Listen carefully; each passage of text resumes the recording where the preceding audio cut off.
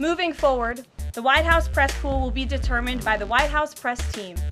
Legacy outlets who have participated in the press pool for decades will still be allowed to join, fear not, but we will also be offering the privilege to well-deserving outlets who have never been allowed to share in this awesome responsibility.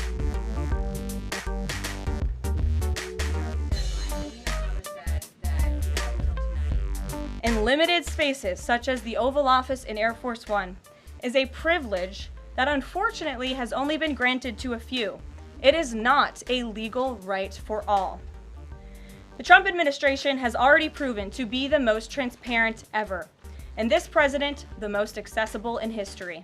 In fact, we want to double down and give even greater access to the American people. We want more outlets and new outlets to have a chance to take part in the press pool, to cover this administration's unprecedented achievements up close, front and center. As you all know, for decades, a group of DC-based journalists, the White House Correspondents Association, has long dictated which journalists get to ask questions of the President of the United States in these most intimate spaces. Not anymore. I am proud to announce that we are going to give the power back to the people who read your papers, who watch your television shows, and who listen to your radio stations. Moving forward, the White House press pool will be determined by the White House press team.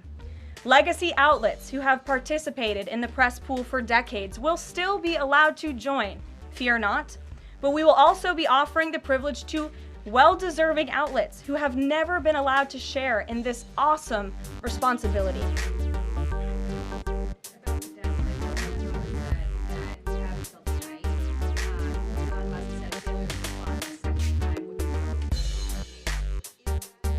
Just like we added a new media seat in this briefing room, legacy media outlets who have been here for years will still participate in the pool, but new voices are going to be welcomed in as well.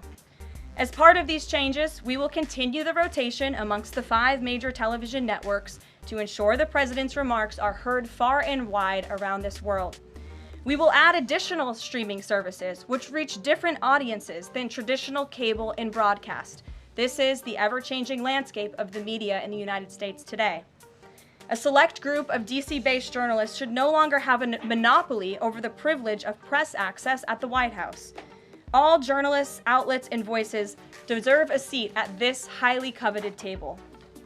So by deciding which outlets make up the limited press pool on a day-to-day basis, the White House will be restoring power back to the American people.